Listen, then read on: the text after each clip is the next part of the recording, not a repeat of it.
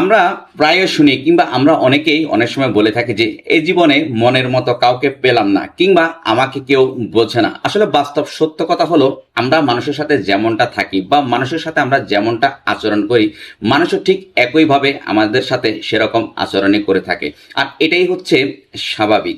আসলে আমরা যদি সবসময় মানুষকে নেগেটিভ বা নেতিবাচক দৃষ্টিতে দেখি তাহলে বাস্তবে কাউকেই আমাদের ভালো লাগবে না। আর আমরা যদি মানুষের প্রতি শুভ চিন্তা রাখি বা সবসময় তাদের ভালো দিকগুলো মূল্যায়ন করি, তবে মানুষও আমাদেরকে ভালোবাসবে এবং মনে রাখবে।